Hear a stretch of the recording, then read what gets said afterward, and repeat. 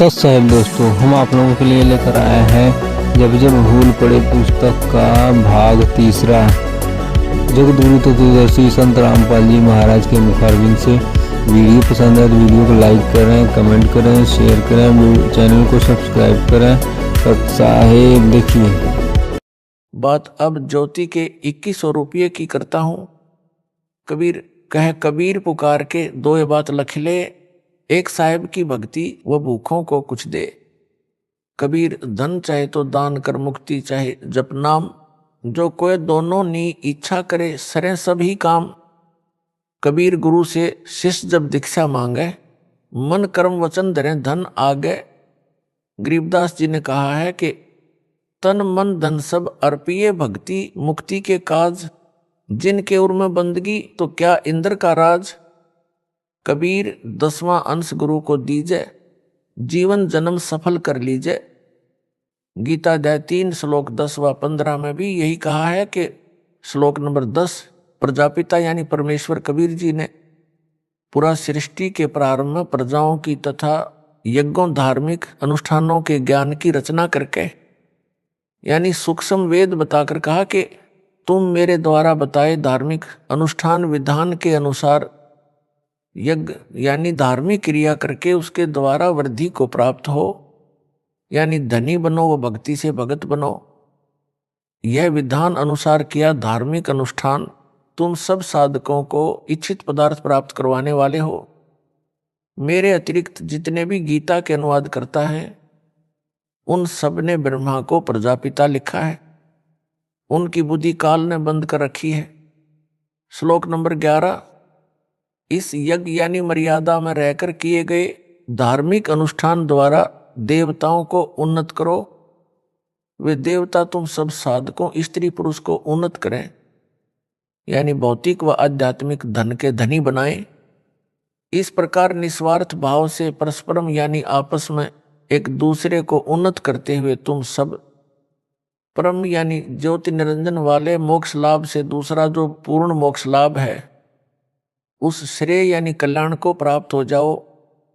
गीता अध्याय 15 श्लोक 1 व 4 में पूर्ण ब्रह्म को तो वृक्ष की जड़ बताया तथा अक्षर पुरुष को तना, सर पुरुष यानी ज्योति निरंजन को डार, तीनों देवताओं रजगुण ब्रह्मा सतगुण विष्णु तथा तमगुण शिव को शाखा तथा पत्तों को संसार बताया है।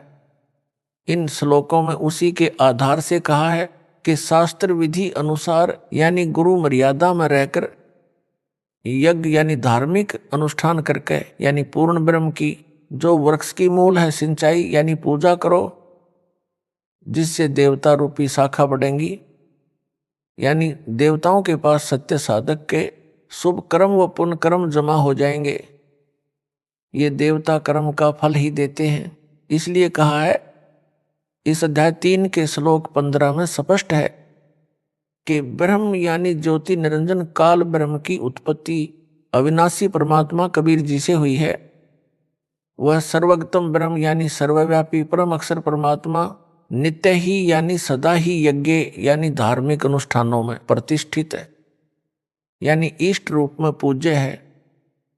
जैसे गीता अध्याय 15 श्लोक 1 व 4 तथा 16 व 17 में कहा है कि यह संसार पीपल के उल्टे लटके पेड़ के समान है, जिसकी जड़ तो ऊपर परम अक्षर परमात्मा जानो तथा नीचे तीनों गुणों रजगुण ब्रह्मा सतगुण विष्णु तथा तमगुण शिव को शाखा जानो। जो इस संसार रूप वृक्ष के सर्व भागों को जानता है कि उस संसार रूप वृक्ष का तना कौन देव है, डार कौन देव है, जड़ कौन प्रभु है, शाखाएं कौन देवता है, पत्ते क्या कहे हैं। जो व्यक्ति तम यानी उस संसार रूप वृक्ष को इस प्रकार विस्तार से वेद यानी जानता है, वह संत वेदवित यानी वेद के तात्पर्य को जानने वाला है, यानी तत्वदर्शी संत है। कबीर परमेश्वर जी स्वयं सतगुरु बनते हैं तथा तत्वज्ञान बताते हैं। परमेश्वर कबीर जी ने बताया है कि कबीर अक्षर पुरुष एक पेड़ है, निरंजन वाकी डार, तीनों देवा शाखा है, पात रूप संसार। इसका विस्तृत वर्णन पहले इसी पत्र समझा है तो सिर दर्पाओं में कर दिया है। यहाँ पर अध्याय 3 के श्लोक 10 व 15 का इसी प्रकरण से संबंध है, इसलिए आंशिक वर्णन करना अनिवार्य था। वह किया है ताकि इनका यथार्थ भाव पढ़ने वाले को आसानी से समझ आ जाए। गीता अध्याय 3 श्लोक 12, यज्ञ धार्मिक अनुष्ठान जो गुरुजी की आज्ञा से करवाए जाते हैं, उन द्वारा बढ़ाए गए देवता तुम सब साधकों को कर्मों अनुसार इच्छित पदार्थ बिना मांगे निश्चय ही देते रहेंगे। उन देवताओं द्वारा दिए हुए पदार्थों को जो उनको बिना दिए यानी 10वां अंश पूर्ण गुरु को दिए बिना स्वयं भोगता है, प्रयोग करता है, वह परमात्मा का चोर ही है। विवेचन गीता अध्याय 15 श्लोक 1 व 4, 16 व 17 का सार यह है कि यह संसार एक वृक्ष के तुल्य जानो, जिसकी जड़ को परम अक्षर ब्रह्म यानी पूर्ण ब्रह्म जानो, तने को अक्षर पुरुष यानी परब्रह्म जानो, एक मोटी डार को ज्योति निरंजन काल ब्रह्म यानी सरपुरुष जानो, और मानो कि उस डार को 3 शाखाएं हैं, उनको रजगुण ब्रह्मा, सतगुण विष्णु तथा तमगुण शिव जानो। इन तीनों शाखाओं को जितने पत्ते लगे हैं उनको संसार के जीव जंतु मानो जानो। पौधे से पेड़ बनता है, जैसे बीज बोया पौधा बना, उस पौधे की मूल रूट को जल डाला यानी सिंचाई की तो पौधे के सब अंग, तना, डार, शाखा व पत्ते विकसित हुए, पौधा पेड़ बना, फिर शाखाओं को फल लगे, बिना मांगे ही फल अपने पेड़ से मिलने लगे, पक पक कर गिरने लगे। ये एक उदाहरण है। गीता में लिखे प्रसंग को दास ने ठीक से समझा और समझाया है, जो वर्तमान तक किसी ऋषि, महर्षि व देवताओं को समझ नहीं आया था। यह संजय दिल्ली अज्ञानिक उत्तर देता है कि रामपाल को ज्ञान नहीं है, वह पेड़ की जड़ को पूर्ण ब्रह्म बताता है। संजय स्वयं मूर्ख है, उसे सब मूर्ख लग रहे हैं, मूर्ख को सब मूर्ख लगते हैं। दास ने कहा है कि ना तो पेड़ पूर्ण ब्रह्म है, ना उसकी जड़ यानी रूट, ना मिट्टी जिससे पेड़ को पोषक तत्व प्राप्त होता है। यह तो प्रकरण वश उदाहरण देकर गीता में तथा सूक्ष्म वेद में अध्यात्म ज्ञान समझाया है, जो दास ने सुलझाया यानी सरल किया है। गीता अध्याय 3 श्लोक 13, जो भगत जन व भगत मतियां पूर्ण गुरु सतगुरु द्वारा किए धार्मिक अनुष्ठान में पूर्ण ब्रह्म यानी परम अक्षर ब्रह्म को इष्ट मानकर प्रतिष्ठित करके भोग लगाया जाता है, फिर शेष बचे प्रसाद को खाते हैं, वे सब पापों से मुक्त हो जाते हैं। जैसे पहला पाप दान ना करना, दूसरा पाप गुरु के अतिरिक्त अन्य को दान करना, जो कुपात्र को दिया दान भी पाप है, उसका कोई लाभ नहीं मिलता। विष्णु धर्म के प्रवर्तक बाबा जम्बेश्वर जी ने कहा है कि कुपात्र को दान देना ऐसे व्यर्थ जाता है जैसे रही की जमीन में बीज बोना। सुपात्र को दिया दान ऐसे लाभ देता है जैसे उपजाऊ डहर भूमि में बीज बोना। तीसरा पाप निर्धारित धन दान न करना, जैसे यह दास ज्योति हवन यज्ञ के लिए 1.25 किलोग्राम गाय या भैंस का घी दान करने को कहता है। फिर यह भी विधान है कि 10वां अंश सच्चे व पूर्ण गुरु को दान करना चाहिए, वह ना किया तो भी पूर्ण लाभ नहीं मिलता। चौथा पाप सत्य साधना ना करके नकली गुरु से दीक्षा लेकर भक्ति व दान करना। पूर्ण ब्रह्म की पूजा ना करके देवी देवताओं को इष्ट रूप में पूजना 5वां पाप है। भूत विद्या वालों के पास जाना यह 6ठा पाप है। तीर्थों पर पूजार्थ जाना आदि आदि अनेकों पाप है। उपरोक्त सब पापों से मुक्ति भक्तों भगत मतियों को दिलाने के लिए ज्योति यज्ञ के लिए दास रामपाल दास 2100 रुपये दान करने को कहता है तथा अखंड व खुला पाठ करवाने की भी प्रेरणा करता है, ताकि धीरे धीरे 10वां अंश भी गुरु को दान हो जाए। भगत को एक बार 10वां अंश अधिक लगता है।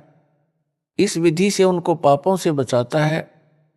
सन 2015 के बाद हालात सामान्य होने के पश्चात प्रतिवर्ष परमेश्वर कबीर जी के प्रगट दिवस पर विशाल भंडारा किया जाता रहा है। सन 2019 में तो हरियाणा तथा मध्य प्रदेश में दोनों जगह भंडारा किया गया था, जिसमें करोड़ों रुपए का पुण्य किया गया। तथा जंतर मंतर दिल्ली में लगातार 3 वर्ष भंडारा किया। सन 2020 में कोरोना महामारी के कारण कोई कार्यक्रम नहीं किया गया, तो भी टीवी चैनल पर परमात्मा का प्रगट दिवस मनाया, पाठ किया। अब 23 सितंबर 2020 से 3 आश्रमों में लगातार पाठ किए जा रहे हैं। आगे महीने में एक आश्रम में 2 पाठ 5-5 दिन के किए जाएंगे, जो दास की आज्ञा से किए जा रहे हैं। महापुण्य प्रदान करेंगे। इसके अतिरिक्त भूखों को घर घर जाकर भोजन सामग्री बांटी जा रही है।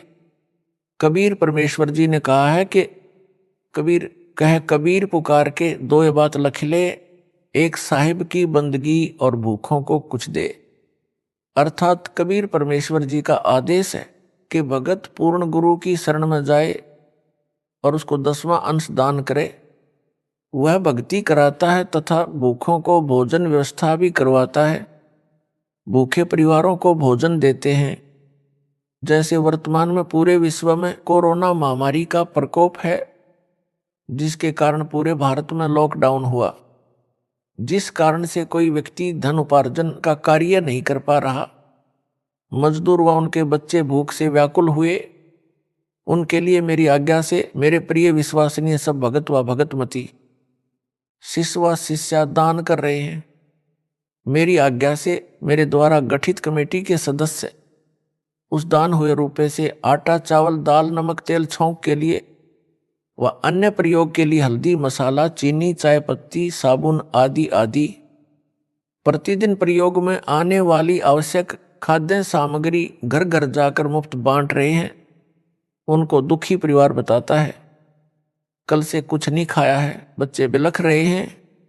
ऐसी आपदा के समय किया गया राहत कार्य सेवादारों को सेवा का लाभ देता है, दानियों को दान का लाभ देता है। यह धार्मिक यज्ञ मेरे सुशिष्याएं सुपुत्री कर रहे हैं। किसी को दवाई नहीं मिल रही है, उसे दवा देते हैं। उन दुखियों की आत्मा दानी व सेवादारों को दुआ देती है। परमात्मा ऊपर बैठा सबके ऊपर नजर रखे हुए हैं। संजय साकट दिल्ली तो नीम हकीम खतराए जान है। इसको अध्यात्म का काखा भी ज्ञान नहीं है, बस गुरु बनने की हवस उसे लगी है।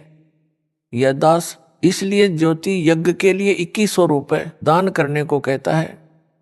उन रुपयों का 1.25 किलो स्वदेशी घी, गाय भैंस का जो 750 रुपये का मानो, शेष 1350 रुपये से धर्म यज्ञ व आश्रम में सत्संग के समय नाम दीक्षा के लिए जो बाहर से आने वाले भक्तों व भगतमतियों के लिए आवश्यक वस्तुएं, जैसे पंखे बिछाने के लिए दरीवा, मैट, आटा, चावल, चीनी, लकड़ी, तेल, गैस आदि आदि में हिस्सा लगाया जाता है।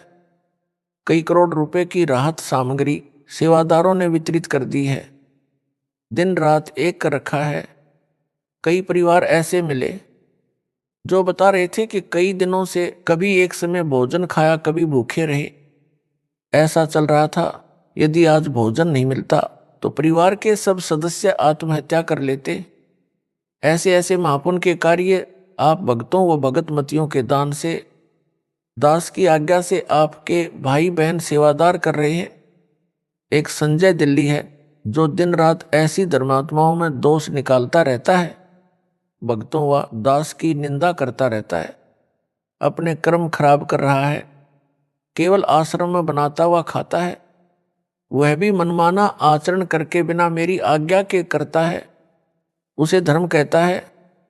अन्य आपदा जो मुझ दास व 1000 अनुयायियों पर नवंबर 2014 में आई, झूठे मुकदमे दर्ज हुए, जेलों में डाले गए। उन सब की न्यायालय में पैरवी के लिए धन की आवश्यकता पड़ी। सारा रुपया आश्रम में रह गया। हमें पकड़कर जेल में डाल दिया। उस समय वकील करने थे, उनकी फीस देनी थी। कुछ ज्ञान के पूरे, गांठ के पूरे यानी धनवान भक्तों ने कहा कि जो भी न्यायालय से राहत पाने के लिए धन की आवश्यकता है वह सब खर्च हम वहन करेंगे। उस समय खराब परिस्थिति थी। दास ने उनसे दान नहीं लिया, सारी संगत के दान से लगाया, क्योंकि प्रत्येक पुण्य के काम में प्रत्येक का कुछ भाग लगना चाहिए।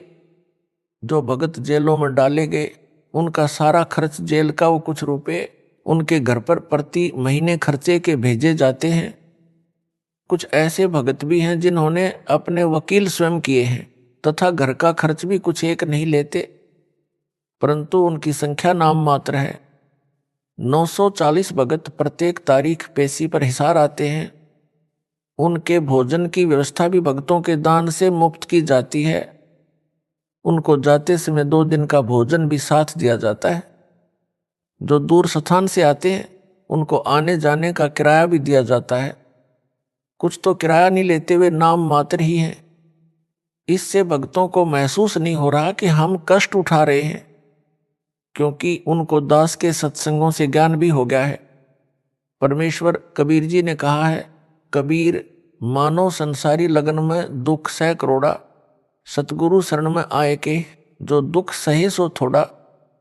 अर्थात मानो स्त्री पुरुष अपने संसारिक कार्यों में अनेकों कष्ट सहन करते हैं, मुकदमे भी होते हैं, जेलों में भी जाते हैं, यात्रा में भी गर्मी सर्दी में आते जाते हैं, पैसे भी खर्च होते हैं, समय भी व्यर्थ जाता है, कष्ट भी उठाते हैं। कभी कभी तो सर्दी के मौसम में रेलवे स्टेशन पर एक चद्दर में रात गुजारनी पड़ जाती है।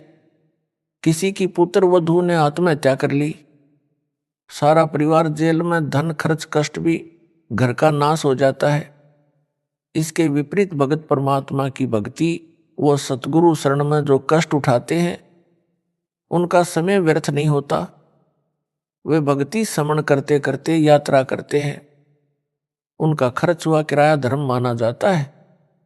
जो हिसार कोर्ट में केस में हाजिरी के लिए तारीखों पर आते हैं उनको आम के आम, गुठलियों के दाम दोनों मिलते हैं। जैसे अनेकों अनुयायी गुरु जी के दर्शन व जेल धाम पर दंडवत प्रणाम करने महीने में कई बार आते हैं। जो निकट के निवासी हैं, दूर दूर स्थान वाले भी महीने 2 महीने में दंडवत प्रणाम करने, संत दर्श को चलने का पुण्य लाभ लेने आते हैं। कबीर संत मिलन को चालिए तजमाया अभिमान, जो कदम आगे रखे सो सो यज्ञ समान। अर्थात कबीर परमेश्वर जी ने कहा है कि हे भगत व भगत मती, पूर्ण संत यानी अपने सतगुरु के दर्शन के लिए अपने धन व पद का अभिमान त्याग चलना। ऐसे संत दर्शन के लिए चलते हैं।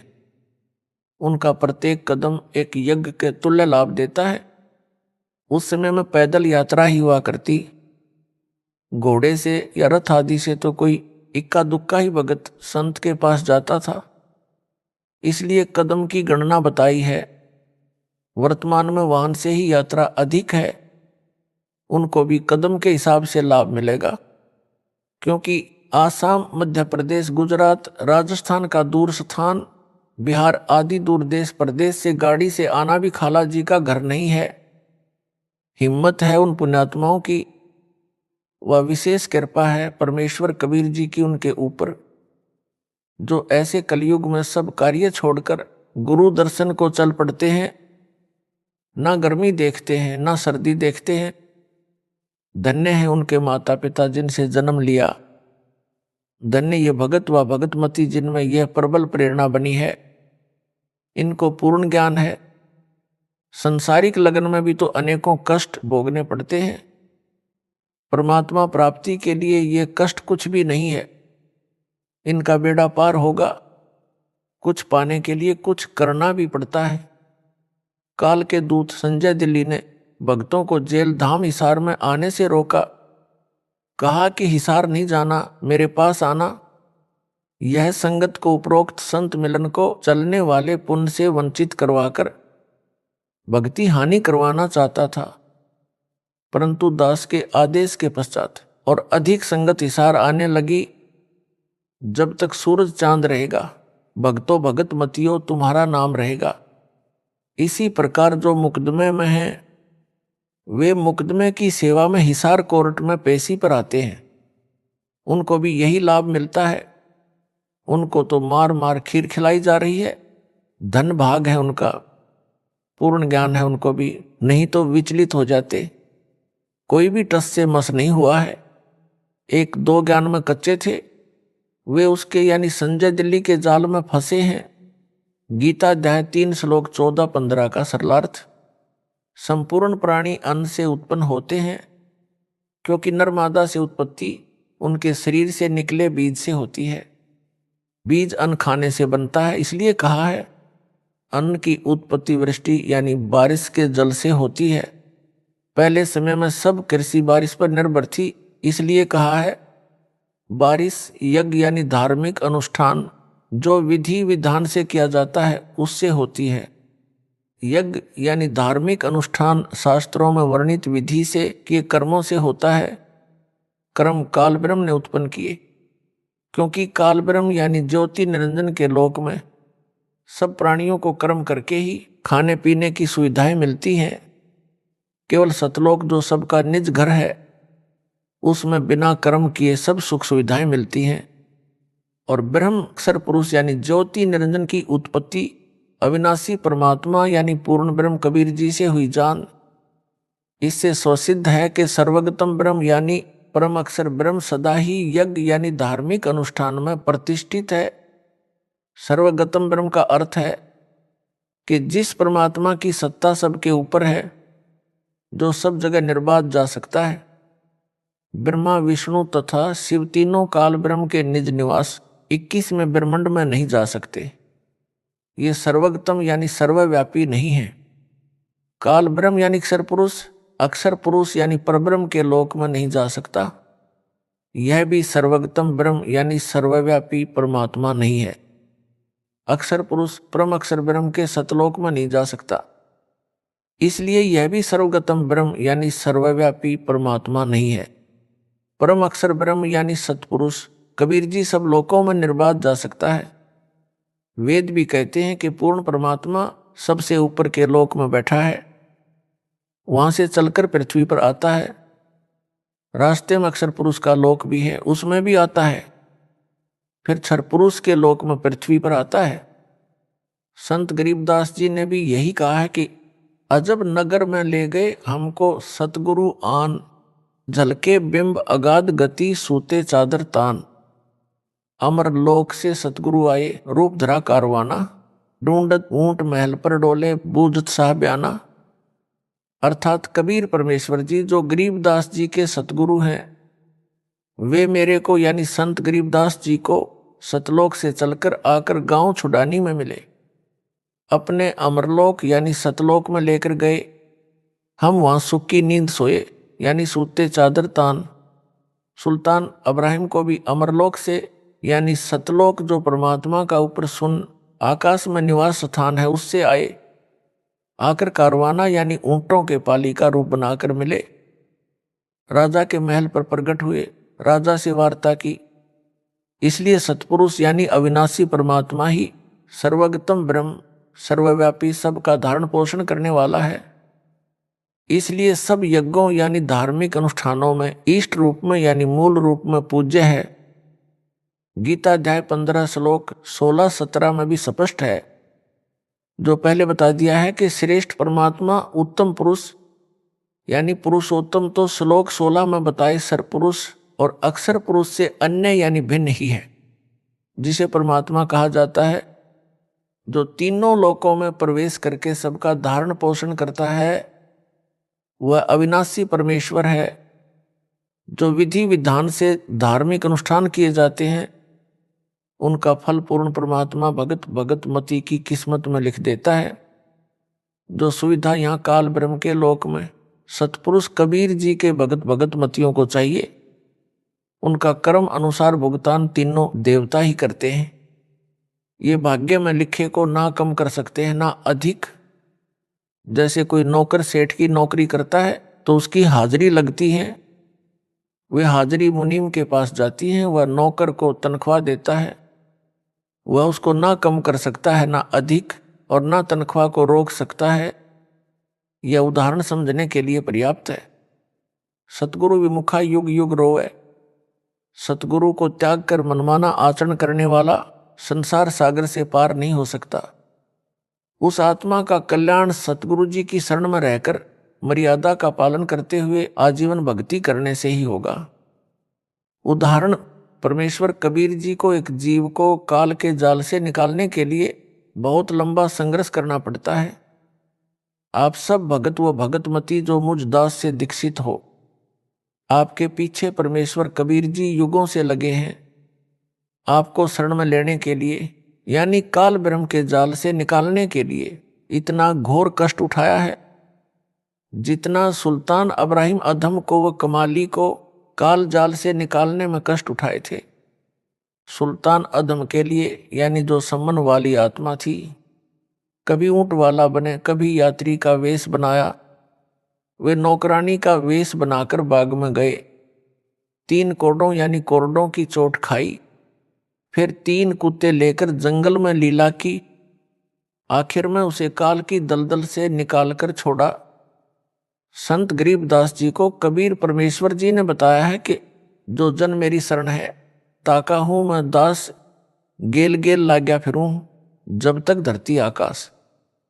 एक ही उदाहरण आपको सब प्रमाण देगा जो इस प्रकार है। जीव को अपनी शरण में लेने के लिए परमेश्वर कबीर जी पहले जीव की शरण में स्वयं जाते हैं। प्रमाण जो कमाली लड़की शेख तकी की बेटी थी, उसको कैसे शरण में लिया और सतगुरु शरण त्याग कर उसने क्या क्या कष्ट उठाए तथा अंत में सतगुरु शरण में आकर ही मोक्ष प्राप्त किया। एक पुस्तक दास ने लिखी है, आध्यात्मिक ज्ञान गंगा। उसमें परमेश्वर कबीर जी का चारों युगों में प्रकट होने वाला वर्णन है।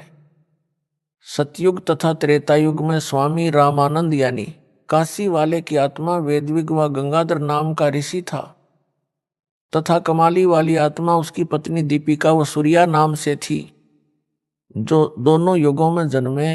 वे दोनों प्रत्येक युग में पति पत्नी बने, दोनों जन्मों में निसंतान रहे। उन आत्माओं को शरण में लेने के लिए परमेश्वर कबीर जी दोनों युगों में बालक रूप में उनको मिले, उनको अपने परवरिश की सेवा देकर पुनभागी बनाया। परंतु उन जीवनों में उन दोनों ने दीक्षा नहीं ली, शरीर छोड़कर दोनों स्वर्ग गए। फिर दोनों का पृथ्वी पर भिन्न स्थानों पर जन्म होता रहा। स्वामी रामानंद को भी कलयुग में शिष्य बनकर शरण में लिया। कमाली की कथा इस प्रकार है। दीपिका व सूर्या वाली आत्मा मुसलमान धर्म में राबिया नाम की कन्या के रूप में जन्मी। जब वह 12-13 वर्ष की थी, तब सतपुरुष कबीर जी उसको जिंदा बाबा के रूप में जंगल में मिले, उसे ज्ञान समझाया। पूर्व जन्म के शुभ संस्कार से लड़की ने शीघ्र ज्ञान समझकर दीक्षा ले ली। 4 वर्ष वह साधना की, फिर धर्म के व्यक्तियों के दबाव से त्याग दी, मुसलमान धर्म वाली साधना करने लगी। पूरी कथा आप पुस्तक आध्यात्मिक ज्ञान गंगा तथा पुस्तक कबीर परमेश्वर में पढ़ें। यहाँ केवल उसी प्रसंग पर चर्चा करूंगा जो आप जी को समझाना चाहता हूं।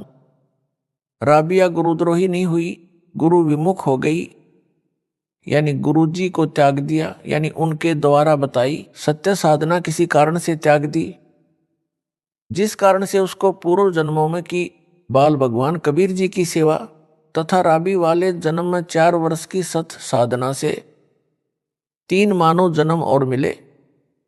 राबी वाले जन्म में विवाह हुआ, परंतु पति से मिलन भी नहीं किया, आजीवन ब्रह्मचर्य का पालन किया। मक्का धाम की हज यात्रा के दौरान मार्ग में एक कुतिया जो प्यास से मरने वाली थी को कुएं से जल निकाल कर पिलाया, उसकी जान बचाई। कुएं की बाल्टी कुएं में गिरी थी, यानी बाहर नहीं थी। राबी ने अपने सिर के बाल उखाड़े, उनकी रस्सी बनाई, अपने शरीर के वस्त्र उतारकर रस्सी से बांधे, कुएं में वस्त्र भिगो भिगो कर कुतिया की प्यास बुझाई। सिर से रक्त निकला, उसे वस्त्रों के जल से साफ किया, गीले वस्त्र पहने यात्रा पर पैदल जा रही थी, चलने लगी। उसी समय मक्का वाला मंदिर उड़कर कुएं के साथ लगकर खड़ा हो गया। राबिया तो चली ही मक्के के लिए थी, तुरंत मक्के में प्रवेश किया। मक्का हवाई जहाज की तरह उड़ चला, उसी स्थान पर स्थापित हो गया। पूरे मुसलमान समाज में राबिया की भक्ति की चर्चा हुई। सबने मान लिया कि राबिया तो सीधी स्वर्ग यानी बहिसत में जाएगी, परंतु ऐसा नहीं हुआ। संत गरीबदास जी ने बताया है कि गोरख से ज्ञानी घने, सुखदेव जति जहान, सीता सी बहु भारिया, संत दूर अस्थान। अर्थात गोरखनाथ जी परमात्मा कबीर जी से ज्ञान सुनकर मान बैठा था कि मेरे समान कोई ज्ञानी है, परंतु पार नहीं हुआ क्योंकि उसको निज नाम नहीं मिला। परमेश्वर कबीर जी ने कहा है कि 33 अरब ज्ञान हम बाखा, मूल ज्ञान हम गुप्त ही राखा। सुखदेव ऋषि जैसे जति पुरुष दुनिया भर के हैं, यानी अनेकों हैं, जो केवल अपनी पत्नी तक ही सीमित रहे हैं तथा परस्त्री को कभी नहीं छुआ। सीता जैसी भारिया पत्नी बहुत है, जो अपने पति के अतिरिक्त अन्य पुरुष में सौपन में भी आस्था नहीं करती। परंतु मोक्ष तो सतगुरु की शरण में सत साधना मर्यादा में रहकर करने से होगा, केवल उपरोक्त महिमा से नहीं होगा। कहा है कि उपरोक्त प्रकार के मानो असंख्यों मिल जाएंगे, परंतु संत का घर दूर है, यानी संत यानी सतगुरु के समान महान व कल्याणकारक कोई नहीं है। ऐसे संत का मिलना सुदुर्लभ है। गीता अध्याय 7 श्लोक 19 में भी काल ब्रह्म ने कहा है कि हे अर्जुन, बहुनाम जन्मनाम अन्ते ज्ञानवान माम प्रपद्ये, वासुदेव सर्वम इति स महात्मा सुदुर्लभ। अर्थात मुझ काल ब्रह्म की भक्ति अनेकों जन्म जन्मांतरों के बाद कोई एक करता है। अन्य जन्मों में सब अन्य देवी देवताओं की भक्ति करते रहते हैं, परंतु वासुदेव यानी सर्वव्यापी, सबका मालिक, परम अक्षर ब्रह्म वही पूज्य है, वही सबका उत्पत्ति करता है, वही सबका धारण पोषण करता है, वही परमात्मा कहा जाता है। वही पुरुषोत्तम यानी उत्तम पुरुष है, वही वास्तव में अविनाशी है। उसी की पूजा करो। यह ज्ञान बताने वाला और उसके पास तीनों नाम हो, उसको सार शब्द का ज्ञान हो और उसको उसके गुरुजी ने दीक्षा देने का अधिकार दिया हो। महात्मा सुदुर्लभ है, यानी मुश्किल से मिलता है। संत गरीबदास जी ने कहा है कि कोटियों मध्य कोई नहीं राई झूमकरा, अरबों में कोई ग्रक सुनो राई झूमकरा। अर्थात संत गरीबदास जी ने एक झूमकरा नामक जिज्ञासु को बताया कि जो ज्ञान वर्तमान में मेरे पास है, जो मेरे सतगुरु कबीर जी ने बताया है, वह ज्ञान तथा संपूर्ण मोक्ष मंत्र व नाम देने का अधिकार मेरे गुरु जी ने मुझे दिया है। ऐसा संत तेरे को करोड़ों में नहीं मिलेगा, कोई अरबों व्यक्तियों में एक मिलेगा, जो ग्रक हो यानी संपूर्ण ज्ञान हो, पूर्ण मोक्ष मंत्र हो तथा दीक्षा देने का अधिकार हो। वह ग्रक यानी भक्ति का धनी है। हरियाणा की भाषा में कहा जाता है कि यह व्यक्ति धन में ग्रक है, यानी घना धनवान है। जो अच्छा पहलवान हो उसे भी कहते हैं कि हांगिर में ग्रक है, यानी बहुत ताकतवर है। वह संत वर्तमान में दास है। सतगुरु कबीर जी स्वयं संत बने थे, स्वयं ही सतपुरुष के अवतार बने, यानी स्वयं सतपुरुष हैं। संत सतगुरु तथा साहिब में कोई अंतर नहीं है। गरीब सतगुरु संत और अवतारा, तीन कला एक दरबारा। साहेब से सतगुरु भये, सतगुरु से भये संत, धर धर भेष विशाल अंग खेलें आदि और अंत। अर्थात कबीर परमेश्वर से सतगुरु तथा संत बने। वे भिन्न रूपों में स्वयं ही आदि अंत सदा ही लीला करते हैं। भगत कबीर व दास कबीर भी वही होते हैं, यानी एक ही समय में वे सतगुरु संत दास तथा भगत होते हैं। जो साकट संजय दिल्ली कहता है कि एक समय में एक सतगुरु होता है, एक संत एक ही दोनों रूप में नहीं होता। उसकी यह भी झूठ सिद्ध हुई। कथा राबिया की चल रही है। राबिया के चमत्कार को देखकर सबने स्वर्ग में जाने योग्य मान ली थी, परंतु उस पुण्यात्मा की बहुत दुर्गति हुई। राबी का शरीर त्याग कर कन्या का मानव जन्म प्राप्त हुआ। उसमें वैश्या का नरकीय जीवन जिया। गणिका का शरीर त्याग बंसुरी नाम की कन्या का जन्म मुसलमान धर्म में हुआ। प्रसिद्ध गायिका हुई। अल्लाह की महिमा के शब्द यानी राग गाया करती थी। मुसलमान धर्म के अनुसार धार्मिक क्रिया किया करती। बांसुरी ने मुसलमान काजी मुल्ला व पीरों से सुना था कि जो मक्का में बनी धार्मिक मस्जिद में मर जाता है वह सीधा जन्नत यानी स्वर्ग में जाता है। बांसुरी वाली आत्मा अल्लाह के प्रति कुर्बान थी। उसने जन्नत यानी स्वर्ग में जाने के लिए अपना सिर काटकर मक्के वाली मस्जिद में चढ़ा दिया, अपनी कुर्बानी दे दी, परंतु कुछ हाथ नहीं लगा। इसके पश्चात बादशाह सिकंदर लोधी के धार्मिक गुरु शेख तकी के घर कन्या का जन्म हुआ। 12 वर्ष की आयु में मृत्यु हो गई। कब्र में शव दफनाया गया। आत्मा धर्मराज के दरबार में अगले अन्य प्राणी के जन्म के इंतजार में लाइन में खड़ी थी। परमेश्वर कबीर जी ने शेख तकी को प्रेरित किया। उसने अपनी लड़की को जिंदा करने की शर्त रखी। राजा सिकंदर लोधी व दिल्ली तथा आसपास के हजारों व्यक्ति जो दर्शक खड़े थे, कब्र खुदवाकर मृत लड़की को कबीर परमेश्वर जी ने जीवित किया। लड़की ने लगभग 1 घंटा ऊंची आवाज में अपनी आप बीती बताई तथा साथ खड़े कबीर जी को अल्लाह अकबर यानी सबका मालिक बताया और बताया कि इनसे दीक्षा लेकर 4 वर्ष भक्ति करने से 3 मानव जन्म मिले। अब मेरा मानव जन्म का संस्कार नहीं बचा था। ये परमात्मा धर्मराय दरबार में अभी अभी गए। धर्मराय को धमकाया कि आत्मा मेरी है, इसे छोड़ो। धर्मराय ने खड़ा होकर इनका सत्कार किया, हाथ जोड़कर मेरे को इनके हवाले कर दिया। लड़की ने अपने पिता शेख तकी के घर जाने से इनकार कर दिया। अपने परमपिता कबीर जी के घर पुत्री रूप में गई, दीक्षा ली, पुनः सतगुरु शरण में आई। तब उस आत्मा का काल के जाल से छुटकारा हुआ। आप सभी आत्माएं जो दास के उपदेशी और जो आगे दीक्षा लेंगे, कबीर जी ऐसे ही युगों युगों से पीछे पड़कर धर्म कर्म भक्ति से चार्ज करते रहे। अब आप मोक्ष प्राप्ति के अंतिम चरण में हो। अब गलती ना करो, दया करो उस परमेश्वर पर। गरीब लखबर सूरा जूझ ही लखबर सावंत दे, लखबर यति जिहान में तब सतगुरु शरणा ले। अर्थात पूर्व जन्म की धार्मिक कर्मी आत्मा सूरवीर होती है। सूरवीर कोई बुराई नहीं करता, निर्बल को नहीं सताता, अन्यायी बलवान से कभी नहीं डरता, अन्याय ना करता है ना सहन करता है।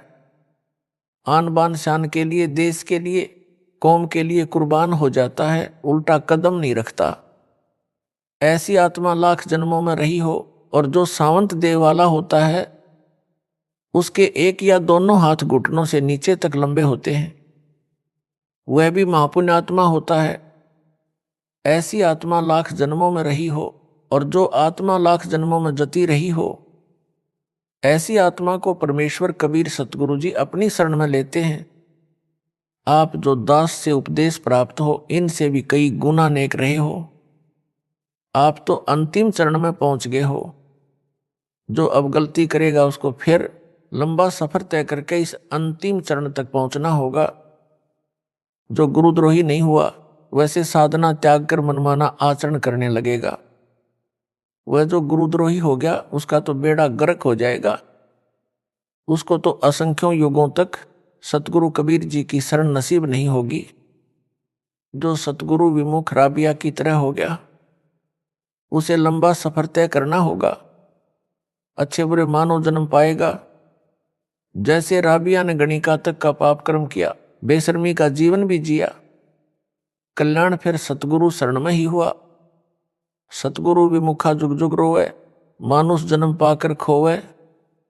आप जी ने पिछले भक्तों की दशा देखकर सबक लेना चाहिए, सतर्क होना चाहिए। समझा है तो सिर दर पांव, बौर नहीं रे ऐसा दाव। अर्थात यदि उपरोक्त विचारों से कुछ समझ आई है तो शीघ्र लौट आओ सतगुरु की शरण में। यह अंतिम चरण है, आपका यह दाव फिर नहीं लगेगा।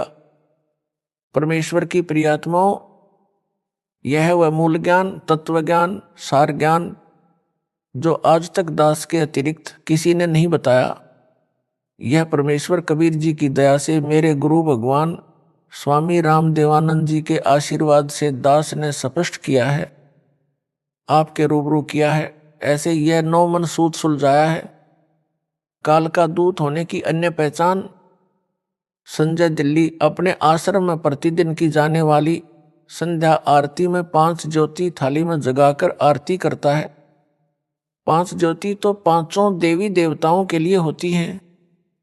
1 ब्रह्मा सावित्री जी, 2 विष्णु लक्ष्मी जी, 3 शिव पार्वती जी, 4 गणेश जी तथा 5 दुर्गा देवी जी। मंदिरों में 5 ज्योति लगाकर आरती की जाती है। संध्या आरती यानी शाम की आरती में केवल 1 ज्योति सतपुरुष की जलाई जाती है। एक के साधे सब सदे, सब साधे सब जाए, माली सिंचे मूल को, फूले फले अघाए। दास मूल यानी रूट की पूजा करता हुआ करवाता है। जो पूर्ण ब्रह्म यानी सतपुरुष कबीर जी की पूजा है। संजय काल का दूत है, यह सब साध रहा है, यानी शाखाओं की पूजा करता हुआ करवाता है। इससे सिद्ध है कि यह काल का पक्का दूत है। इसका नाम खंड होते ही काल प्रविष्ट हो चुका है। अब यह जितने भी कदम उठाएगा वे सब सतपुरुष कबीर जी के विरुद्ध उठाएगा। कहेगा कि मैं सतपुरुष की पूजा करता हूं। इसको स्वयं ज्ञान नहीं है कि तू क्या कर रहा है। इसकी बुद्धि पर काल बैठा है। संत गरीबदास जी ने स्पष्ट किया है कि गरीब सतगुरु संगत छोड़कर चाहे लाख वर्ष जप कीन, इंद्री कर्म ना मोक्ष होए रहे काल के अधीन। अर्थात जो भगत सतगुरु का साथ छोड़ देता है वह चाहे लाख वर्ष तक जाप करता रहे, उसके पाप कर्म कभी समाप्त नहीं होते, पूर्ण मोक्ष नहीं होता। वह काल ज्योति निरंजन के अधीन रहता है, यानी काल जाल में रह जाता है। इंद्री कर्म न मोक्ष होए का तात्पर्य है कि जो कर्म करते हैं वे 10 इंद्रियों से करते हैं। कर्म इंद्रियों यानी हाथ पैर आदि से जो पाप करते हैं या अनजाने में हो जाते हैं, जैसे चलते समय पैरों के नीचे जीव जंतु मरना आदि आदि। सतगुरु विमुख व निगुरे यानी गुरु बिना व्यक्ति को सब पाप लगते हैं। तथा ज्ञान इंद्रियों यानी आंख नाक कान जीभ यानी वचन से जो पाप कर्म होते हैं या किए जाते हैं वे कभी मोक्ष यानी क्षमा नहीं होते। वह सतगुरु संगत छोड़ने वाला भगत व भगतमती कभी काल जाल से नहीं निकल सकता। परंतु सतगुरु के भगत को अनजाने में हुए पाप नहीं लगते। संजय साकट का मूल ज्ञान संजय दिल्ली की अज्ञानता का प्रमाण। संजय अज्ञानी 5 ज्योति लगाकर आरती करना सही बताता है। उसके लिए जिस वाणी को आधार बनाता है, कहता है कि आरती में भी लिखा है। वह संध्या आरती नंबर 1 की वाणी नंबर 2 है, जो इस प्रकार है। पाती पंच पोप कर पूजा, देव निरंजन और न दूजा। विवेचन, इस वाणी में पाती पंच लिखा है, जिसका अर्थ है कि 5 पत्तियों और पॉप यानी फूलों से पूजा करते हैं। यह विष्णु जी की पूजा है। 5 पत्तियां तुलसी की भी चढ़ाते हैं और बेल की पत्तियां भी देव पूजा में चढ़ाते हैं। कबीर जी कहते हैं कि जो विष्णु जी की पूजा करते हैं वे गलती पर हैं। सतपुरुष के अतिरिक्त कोई निरंजन यानी माया रहित देव यानी प्रभु नहीं है, यानी सतपुरुष के अतिरिक्त कोई पूज्य देव नहीं है। ध्यान दें, इस वाणी में पाती पंच लिखा है, ना कि बाती पंच। बाती का अर्थ ज्योति यानी बत्ती है तथा पाती का अर्थ पत्ता है। यह अज्ञानी संजय पाती का गलत अर्थ ज्योति बता रहा है। कबीर जी ने धर्मदास जी को यही बताया था। काल ने कहा है कि मैं अपने दूत तेरे पंथ में भेजकर गलत ज्ञान प्रचार करवाऊंगा। जो वाणी तो तेरी यानी कबीर जी की वाणी ही पढ़ेंगे और उनका अर्थ गलत करके तेरे अनुयायियों को सत्य पथ से भ्रमित करके मेरी यानी काल ज्योति निरंजन की शरण में रखेंगे, वे सब काल ब्रह्म के लोक में रह जाएंगे। संत गरीबदास जी ने कहा है कि भरम भक्ति ना कीजिए भाई, तुम हो काल की फर्दी माही। अर्थात संत गरीबदास जी ने कहा है कि हे भाई, तुम काल के दूत गुरु के द्वारा भ्रमित किए हो, उसके द्वारा भ्रम पैदा करके बताई गलत भक्ति ना करो। इस गलत भक्ति से तुम काल ज्योति निरंजन की फर्दी यानी फर्द में चढ़े हुए हो, यानी आप पर काल का मालिकाना हक है। जैसे जमीन खरीदने वाले ने रजिस्ट्री करवाई फिर इंतकाल करवाया, उसके पश्चात वह जमीन उस खरीदने वाले की फर्द में चढ़ जाती है। तो उस जमीन का खरीदार मालिक हो जाता है। काल की फर्दी में होना, काल की जागीर होना, यानी काल के कागजों में चढ़े हो, किसी काल के दूत द्वारा भ्रमित होकर जो गलत साधना यानी भ्रम भक्ति कर रहे हो, उसे छोड़कर पूर्ण सतगुरु से दीक्षा लेकर सत्य भक्ति करो, जिसके भक्ति धन से आप काल की फर्द से निकलकर सतपुरुष की जागीर हो जाओगे, आप सतलोक चले जाओगे। आगे परमेश्वर कबीर जी की वाणी से ही प्रमाणित करता हूं कि पाती माने पत्ता और बाती माने ज्योति है। काल का दूत संजय भ्रमित कर रहा है। पाती का अर्थ ज्योति करता है, जो गलत है, यह अज्ञानी है। संत गरीबदास जी ने भी स्पष्ट किया है कि गरीब पाती तोड़ चढ़ावे अंधे, जिनके कदे ना कट हैं फंदे। गरीब बेल पत्र को तोड़ चढ़ावे करें देव पूजा, कर्म भरम करते हैं मोक्ष पंथ नहीं सूझा। यहां आरती नंबर 1 वाणी नंबर 2 में 5 पाती लिखा है। उसका अर्थ पत्ता है। संजय ज्योति अर्थ करके भरमाता है। निम्न आरती की वाणी में स्पष्ट है कि पाती तो पत्ते को कहा है, बाती ज्योति का बोधक है। कबीर परमेश्वर की ही बनाई आरती नंबर 1 है, उन्हीं की बनाई आरती नंबर 7 तथा 8 है, जिनमें पाती तो पत्ते का तथा बाती ज्योति का बोधक है। आरती नंबर 7 वाणी नंबर 3 में इस प्रकार है, तेज का थाल तेज की बाती, तेज का पुष्प तेज की पाती। आरती नंबर 8 वाणी नंबर 3 इस प्रकार है, आपे दीपक आपे बाती, आपे पुष्प आप ही पाती। इन दोनों वाणियों में कबीर परमेश्वर जी ने स्पष्ट कर दिया है कि तेज का थाल तेज की बाती, बाती का अर्थ ज्योति है। रुई की बनी बाती जो दीपक में रखकर घी या तेल दीपक में डालकर जलाई जाती है, जिसे ज्योति भी कहते हैं। सतलोक में सब पदार्थ व वस्तु नूर यानी तेज से बने हैं। बेल के पत्ते, तुलसी के पत्ते भी सतलोक में नूर यानी तेज के बने हैं। जिन देवताओं की तुम पाती यानी बेल पत्र व तुलसी पत्र चढ़ाकर वो पुष्प यानी फूल चढ़ाकर पूजा करते हो, उनसे अपना कल्याण चाहते हो, वे तो सतलोक के पत्तों व फूलों से भी गए गुजरे हैं। सतपुरुष यानी मैं यानी कबीर जी सब कुछ यानी सर्वेस्वा हूं।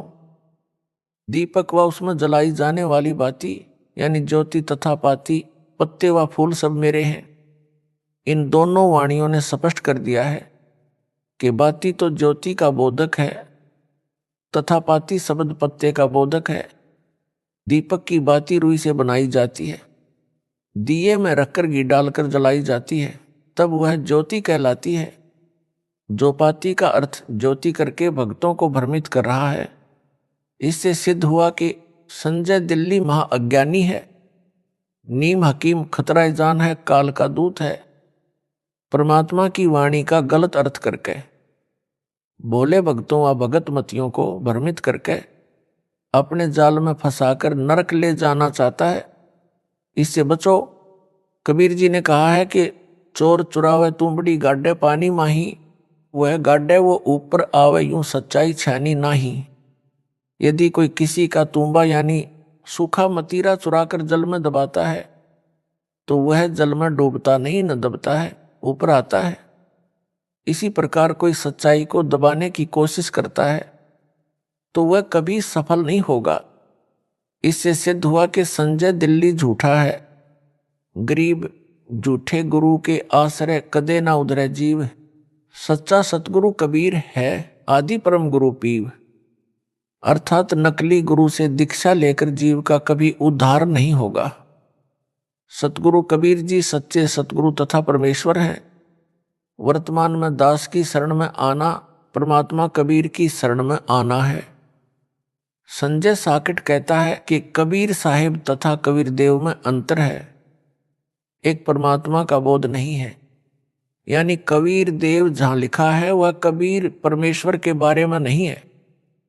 उत्तर जो अज्ञानी पाती यानी पत्ते का अर्थ ज्योति यानी घी से जलने वाला दीपक कर सकता है, तो कबीर देव का अर्थ अन्य, कबीर साहिब का अर्थ अन्य करने में क्या शर्म करेगा।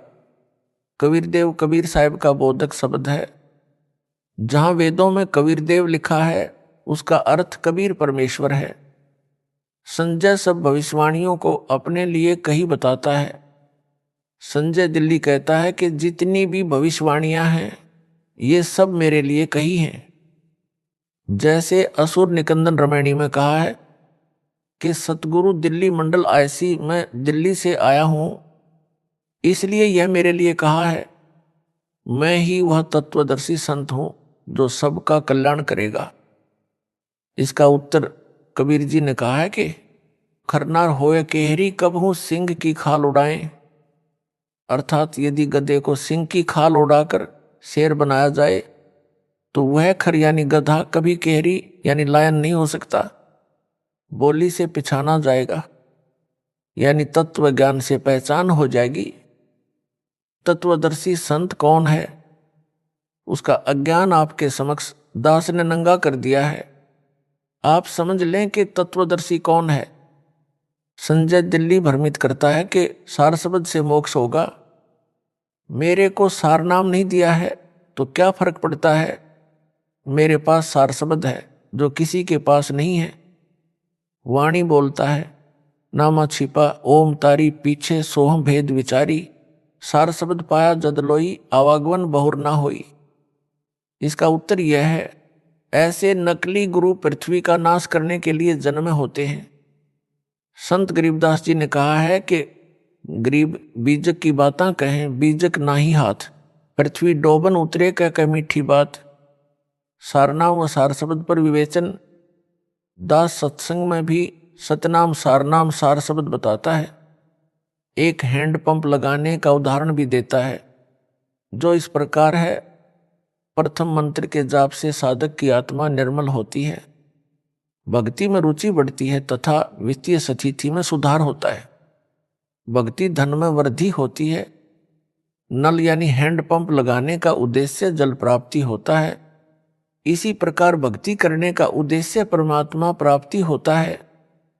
हैंडपंप लगाने के लिए पाइप व नल की मशीन आदि खरीदने के लिए धन की आवश्यकता होती है। जिसके पास रुपया है वही नल लगवा सकता है। भक्ति रूपी नल के लिए प्रथम मंत्र की कमाई से पाइप खरीदी जाएगी, यानी सतनाम मिलेगा, जिसका श्वास उश्वास से जाप किया जाता है। जैसे पाइप को जमीन में लोअर करने के लिए बोकी यंत्र से बोर बनाना होता है।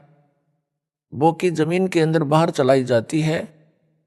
जब बोर जल तक पहुंच जाता है तो मिस्त्री यानी गुरुजी नल की मशीन लगा देता है। मशीन को सारनाम जानो, सारनाम का सुमिरन करना होता है। जैसे जल निकालने के लिए नल की मशीन का हैंडल पकड़कर उसे बाहर भीतर चलाना होता है, तब जल मिलता है। सारनाम का सुमिरन करने से परमात्मा मिलता है। परमात्मा सार शब्द है। परमात्मा प्राप्त करवाना सार शब्द देना है। भगत को सतनाम व सारनाम की कमाई पूरी करवाकर उसे सार शब्द दिया जाता है। यह सार शब्द देना है। संजय साकट दिल्ली मेरी सत्संग की वीडियो से वाणी सुनकर विद्वान बना फिरता है। कहता है कि नामा छिपा ओम तारी पीछे सोहम भेद बिचारी, सार शब्द पाया जद लोई आवागवन बहुर ना होई। इसका अर्थ करता है कि सार शब्द से जन्म मरण मिटेगा, सारनाम की क्या आवश्यकता है। वाणी में सारनाम नहीं लिखा जो ऊपर बताई है। सीधा सार शब्द पाया जद लोई आवागवन बहुर ना होई। झूठ बोलता है कि वह सार शब्द मेरे यानी संजय के पास है। वाणी बोलता है कि 33 अरब ज्ञान हम भाषा, मूल ज्ञान गुप्त ही राखा। दास द्वारा विवेचन यही तो गुप्त ज्ञान है जो किसी को नहीं बताया, केवल रामपाल दास को बताया है। संत गरीबदास जी की वाणी है, सोहम ऊपर और है सत सुकृत एक नाम। अर्थात ओम से ऊपर सोहम, सोहम से ऊपर सारनाम, सारनाम से ऊपर सार शब्द यानी कबीर परमात्मा मिलेगा। जैसे ऊपर नल के उदाहरण में बोकी बाहर भीतर लगाना, यानी सतनाम का जाप करने से पानी तक पाइप पहुंची। मशीन को सारनाम मानो, उसका भी सुमिरन करना है, यानी मशीन भी हैंडल से चलानी है। फिर पानी मिलेगा, यानी सार शब्द मिलेगा, अर्थात सतपुरुष कबीर मिलेगा। यह सार शब्द है। इस शब्द में नामा छिपा ओम तारी में सारनाम जानबूझकर संत गरीबदास जी ने नहीं लिखा। जैसे ब्रह्म वेदी में मूल कमल का मंत्र यानी नाम लिख दिया, स्वाद कमल का नाम लिख दिया, नाभि कमल का नाम लिख दिया, हृदय कमल का नाम लिख दिया, कंठ कमल का छोड़ दिया, फिर पूरा मंत्र संत गरीबदास जी ने आगे कहीं लिख दिया। इस अनाड़ी संजय दिल्ली ने मेरे से दीक्षा में प्रथम मंत्र ना लिया होता तो यह ब्रह्म वेदी पढ़कर कहता कि कंठ कमल का नाम कहीं जपने का नहीं है। वाणी भी बोल देता कि देखो हृदय कमल तक के नाम है, कंठ कमल का जाप नहीं है, इसकी कोई आवश्यकता नहीं है। फिर इस अज्ञान को तत्व ज्ञान कहकर भोले भक्तों को गुमराह करता। संजय साकट दिल्ली वाला मेरे रामपाल दास के सत्संगों से शब्द की वाणी सुनकर अपने को तत्वज्ञानी बताता है। यह अज्ञानी संजय दिल्ली एक शब्द की वाणी अपने अज्ञान को तत्वज्ञान सिद्ध करने के लिए कहता है कि संत गरीबदास जी ने कहा है, दिव्य दृष्टि खुली हमारी, सार शब्द से टोया वो, गरीबदास गायत्री लापी, शीश पीठ जम रोया वो। मैं उस संजय दिल्ली से प्रश्न करता हूं कि हे नकली तत्वदर्शी, तू गायत्री लापी का अर्थ बता। वह गायत्री बता जिस गायत्री के लापने से काल सिर कूटकर रोता है। यही तो गुप्त ज्ञान है, यह रहस्य है जो यह दास सार शब्द देते समय उजागर यानी डिस्क्लोज करता है। दिव्य दृष्टि कैसे खुलेगी दास बताता है, सतनाम व सार नाम के जाप से दिव्य दृष्टि खुलेगी, फिर सार शब्द से पूर्ण ब्रह्म मिलेगा। संजय दिल्ली मेरे सत्संग की वीडियो तथा ऑडियो सुनकर व उन भोले भक्तों को सुनाकर अपने को तत्वदर्शी संत सिद्ध करने की कुचेष्टा कर रहा है। ऊपर लिखी वाणी तो बोलता है, प्रभावित करने के लिए भगत मान लेते हैं कि संजय को सार शब्द का पता है। दास का कहना है कि इसको सारनाम ही नहीं मिला है, सार शब्द तो दूर की कौड़ी है। यह तो उस श्रेणी का पाखंडी है जिनके बारे में कबीर जी ने कहा है कि करनी तज कथनी कथे, अज्ञानी दिन रात कुकर ज्यों भौंकत फिरे, सुनी सुनाई बात। गरीबदास जी ने वाणी में कहा है कि यह सार शब्द है, लहा जाए तो लहिए, यानी समझ सके तो समझ ले। जो डोट लगाए हैं इस स्थान पर वाणी में सार शब्द लिखा है, इस पत्र में नहीं लिखूंगा। यह सार शब्द दास देता है, यानी परमात्मा को प्राप्त करवाता है। हे अज्ञानी, हे ढोंगी, बता तेरा तत्व ज्ञान इससे भिन्न कौन सा है जिसे सार शब्द कह रहा है। कबीर परमेश्वर ने कहा है कि संतों शब्द शब्द बखाना, शब्द फांसा सब कोई, शब्द भेद नहीं पहचाना। ओम भी शब्द है, सोहम भी शब्द है। वाणी सोहम शब्द हम जग में लाए, सार शब्द हमने गुप्त छिपाए, यानी सोहम भी शब्द है। सोहम का एक धुनात्मक शब्द भी है, सारनाम भी शब्द है। जैसे सोहम शब्द सारनाम भी शब्द है, सार शब्द भी शब्द है। शब्द को पहचानना है, कौन सा शब्द कितना लाभदायक है। संत गरीबदास जी ने कहा है कि सार शब्द को खोज कर शब्द में बैठे, यह है वह गुप्त भेद मूल ज्ञान। कहा है कि सार शब्द मिलने के बाद भी कुछ और करना है, तब मोक्ष होगा। इसका भेद दास यहां नहीं खोलेगा, क्योंकि यह है वह मूल ज्ञान, गुप्त ज्ञान। संजय साकट दिल्ली बता इस वाणी का भेद। यदि तेरे पास गुप्त ज्ञान है, मूल ज्ञान है, जो तू दावा कर रहा है मूल ज्ञान, गुप्त ज्ञान, सार ज्ञान होने का, भोले भक्तों को मूर्ख बना रहा है। संजय दिल्ली वाला कहता है कि सतगुरु अलग है, संत अलग, साहिब अलग है। एक समय में एक सतगुरु होता है, एक संत होता है।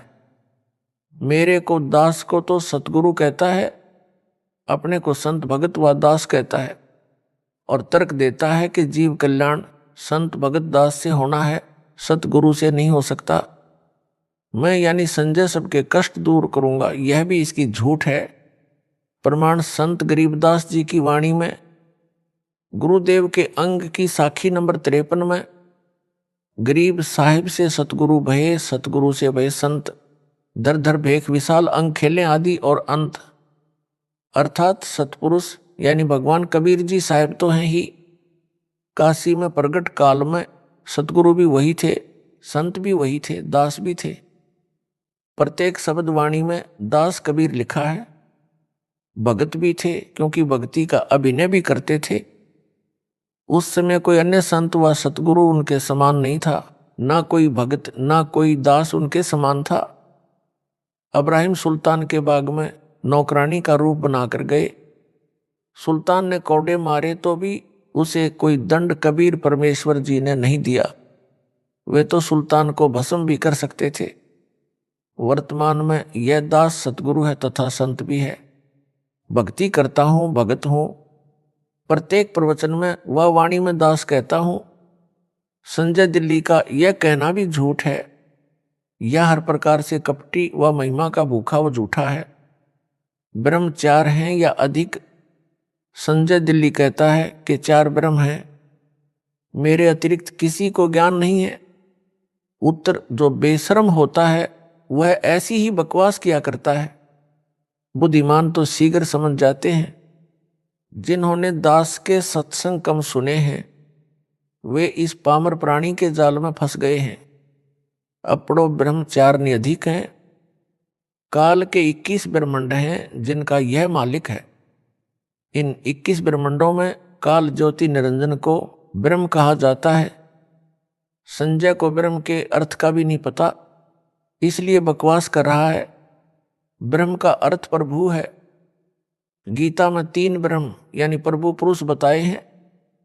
एक अक्षर ब्रह्म यानी अक्षर पुरुष, दूसरा अक्षर ब्रह्म यानी अक्षर पुरुष, तीसरा परम अक्षर ब्रह्म यानी परम अक्षर पुरुष यानी सत्य पुरुष।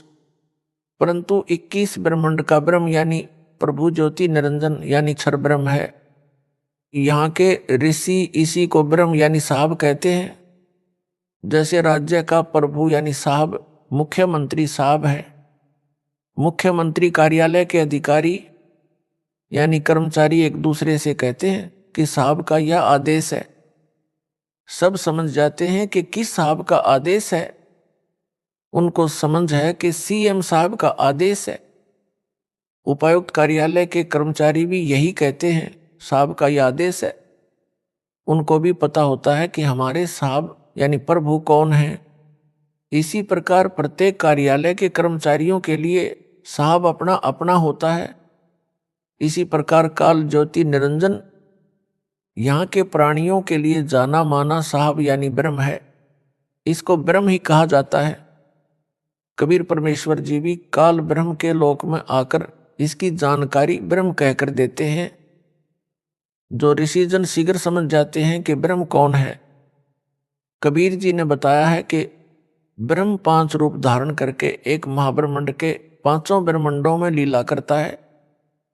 प्रमाण शब्द कर नैनो दीदार महल में प्यारा है मैं साखी नंबर 21 में लिखा है कि 5 ब्रह्म 5 अंड बीनो, 5 ब्रह्म नि अक्षर चिन्हो, 4 मुकाम गुप्त तय कीन्हो, जा मद बंदीवान पुरुष दरबारा है।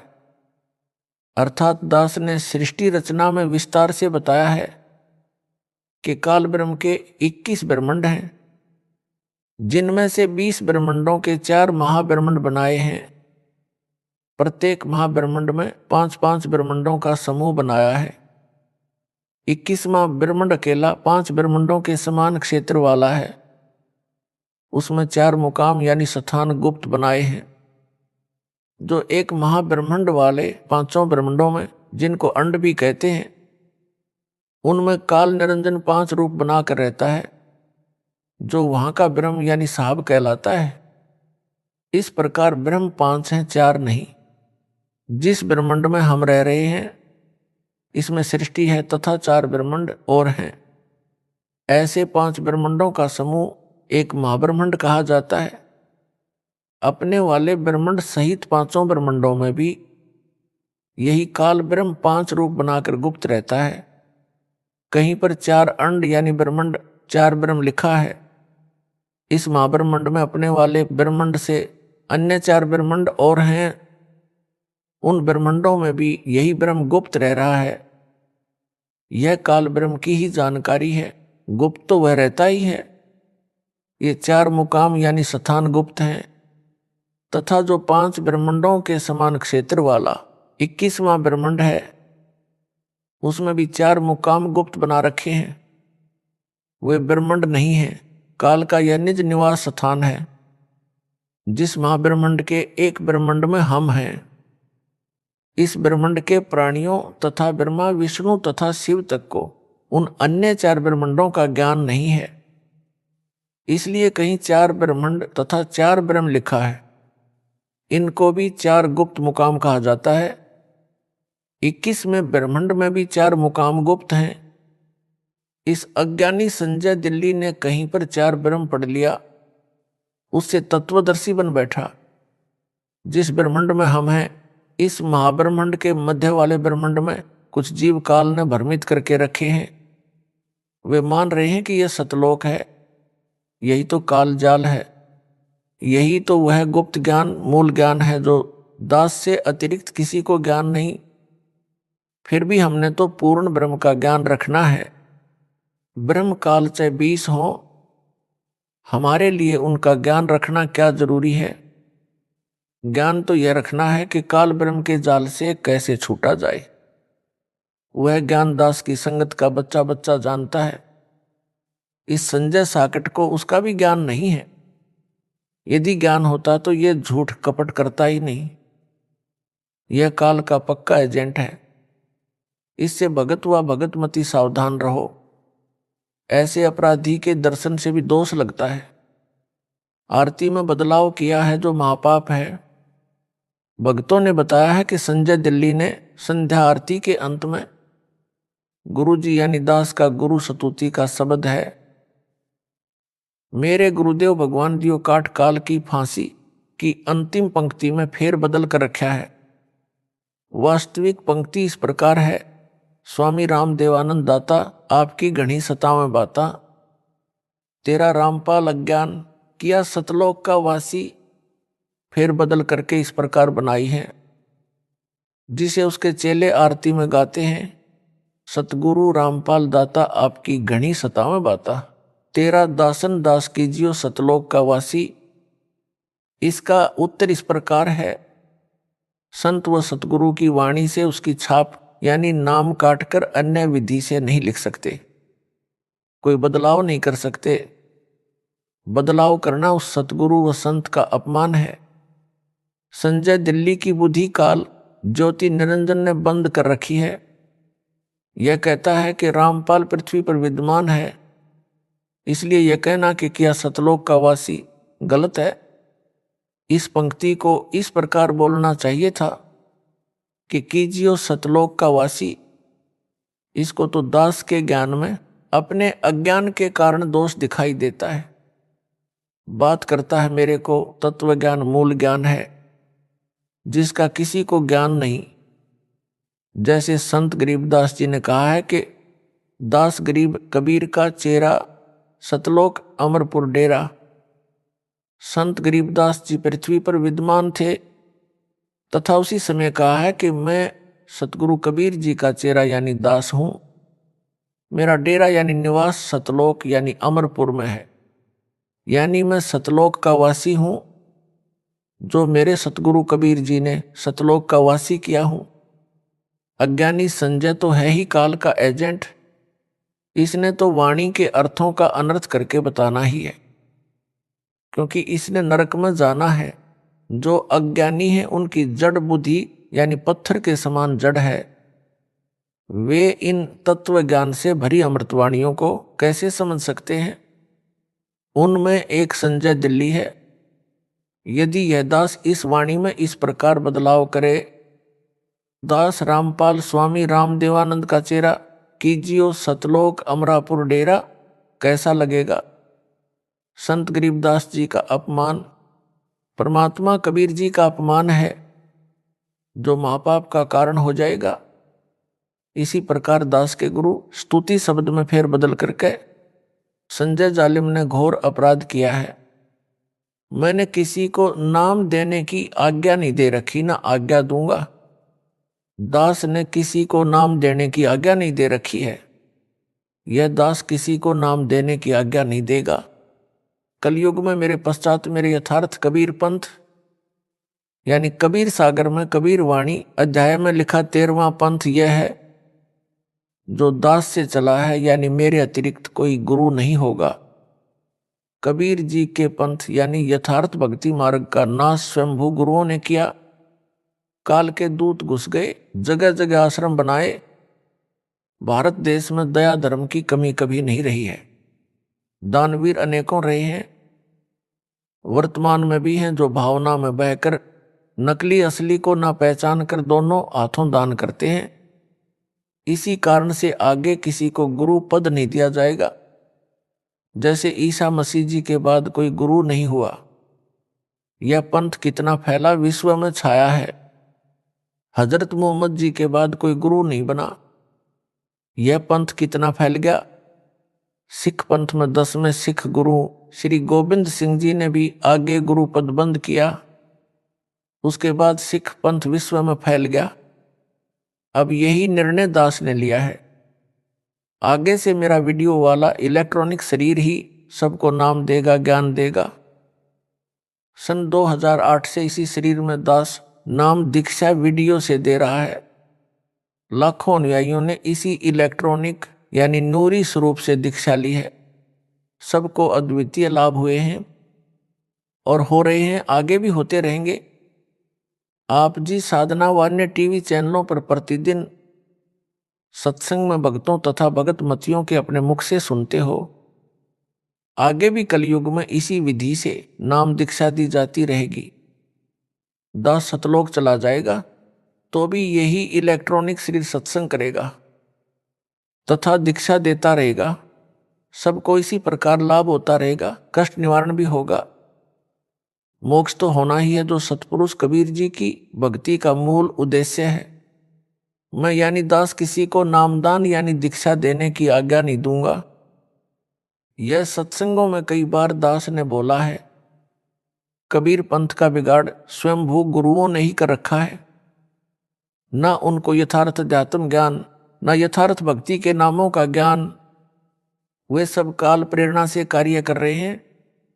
जैसे यह संजय दिल्ली काल प्रेरित है और सब मनमुखी भक्ति व धार्मिक क्रियाएं कर रहा है। यह स्वयंभू गुरु बनने की तैयारी कर चुका है। कभी भी अपने को गुरु घोषित कर देगा, क्योंकि यह काल का दूत है। सब भक्ति के क्रम गलत कर रहा है। संत गरीबदास जी ने कहा है कि नकली स्वयंभू गुरुओं ने गांव के गांव खराब कर दिए हैं। मनमुखी भक्ति की क्रिया करवाकर सबका अनमोल मानव जीवन नष्ट करवा दिया। फिर एक परंपरा पड़ जाती है, पीढ़ी दर पीढ़ी वही चलती रहती है। नकली गुरु मानव समाज का सबसे बड़ा शत्रु है। जैसे कोई झूठा पासपोर्ट बनाता है, लोगों को गुमराह करके कहता है कि ये असली पासपोर्ट है। उसे पासपोर्ट बनाने का अधिकार ही नहीं है, तो उसका बनाया पासपोर्ट व्यर्थ है। जब वह हवाई अड्डे यानी एयरपोर्ट पर जाएगा विदेश जाने के लिए, तब वह नकली पासपोर्ट काम नहीं आएगा। बनाने वाला तथा बनवाने वाला दोनों दोषी पाए जाएंगे। उस समय बहुत देर हो चुकी होगी। इसी प्रकार जब भगत या भगतमती संसार छोड़ परलोक जाने के लिए रवाना होंगे, तब उन्हें पता चलेगा कि हमारे साथ बड़ा धोखा हुआ है। उस समय बहुत देर हो चुकी होगी। यदि संजय दिल्ली को संपूर्ण अध्यात्म ज्ञान होता तो यह नकली गुरु बनने की गलती कभी नहीं करता। इसको डर लगता कि परमात्मा नाराज हो जाएगा। यदि गुरुजी ने नाम दीक्षा का अधिकार नहीं दे रखा है तो भूलकर भी इतनी बड़ी गलती नहीं करनी चाहिए।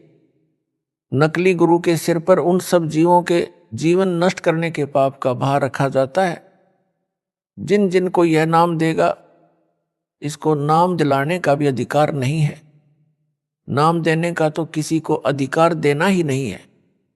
इस बेशरम को शर्म भी नहीं आती, जो अपने आप गुरु जैसी क्रियाएं कर रहा है, आशीर्वाद देता है, चंवर करवाता है, तिलक लगवाता है, पैरों पर फूल डलवाता है। अन्य उदाहरण जैसे किसी राज्य की सरकार सरकारी नौकरी लगाने के लिए एक बोर्ड का गठन करती है, उसका एक चेयरमैन बनाया जाता है।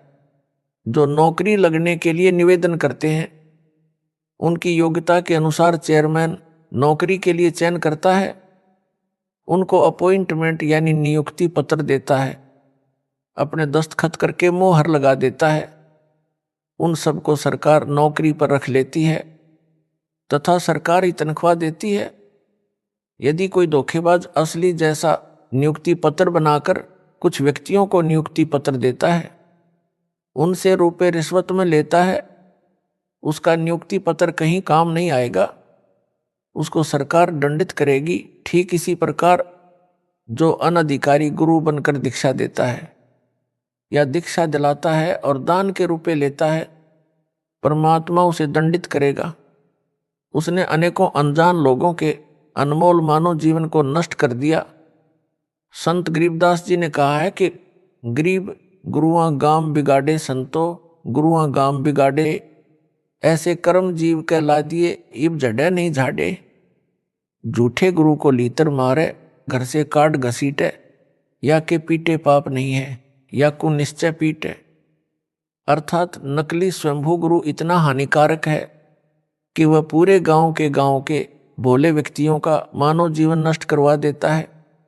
ऐसे शास्त्र विधि रहित भक्ति कर्म करवाता है जिनसे मोक्ष नहीं हो सकता।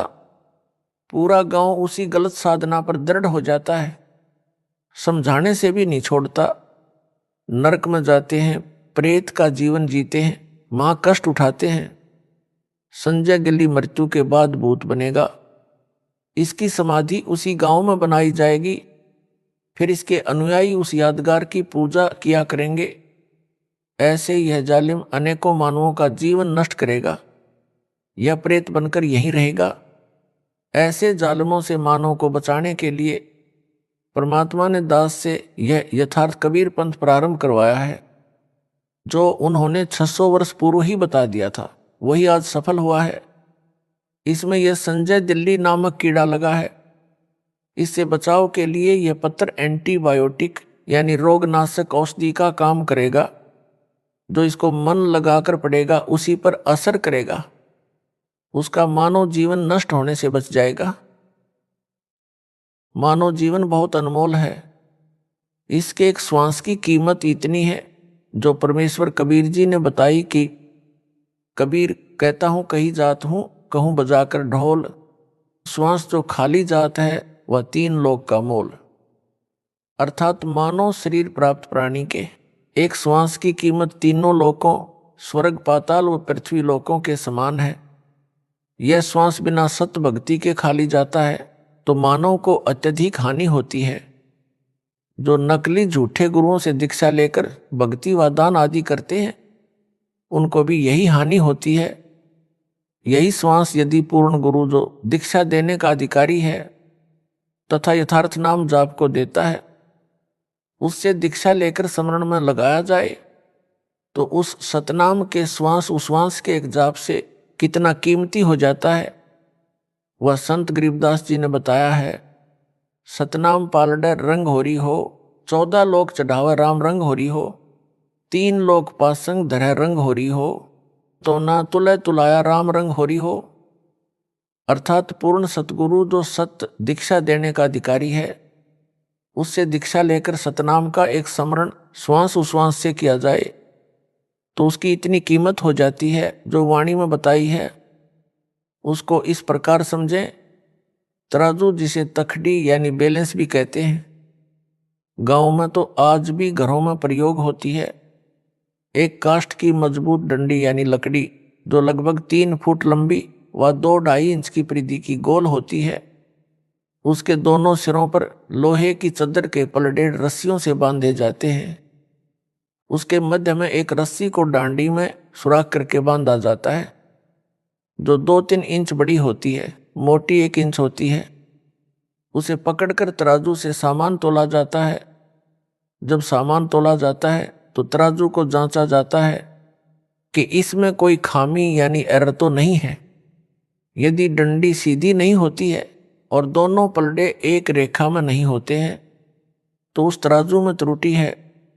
उसको कहते हैं कि तराजू में पासंग है, पासंग ठीक करो, कुछ दाने पासंग में रखो, तब यह सही परिणाम देगी। मान लो चने तोलने हैं और तराजू में कमी है तो उस पलड़े में कुछ चने रखे जाते हैं जो ऊपर उठा होता है। चने डालकर पलड़े एक रेखा में लाए जाते हैं। वे मुश्किल से मुट्ठी भर होते हैं, जिनसे तराजू के दोनों पलड़े सीधी रेखा में हो जाते हैं। वे चने मात्रा में 20 या 30 यानी मुट्ठी भर होते हैं तथा कुल तोले जाने वाले चनों की मात्रा 10 मन यानी 400 किलोग्राम भी हो सकती है। जिस पलड़े में मुट्ठी भर चने पासंग में रखे थे उधर बट्टे यानी वेट रखे जाते हैं। जो चने पासंग वाले हैं वे सौदे में नहीं गिने जाते, वैसे ही पलड़े में पड़े रह जाते हैं, उनकी तो सौदे में गिनती भी नहीं होती।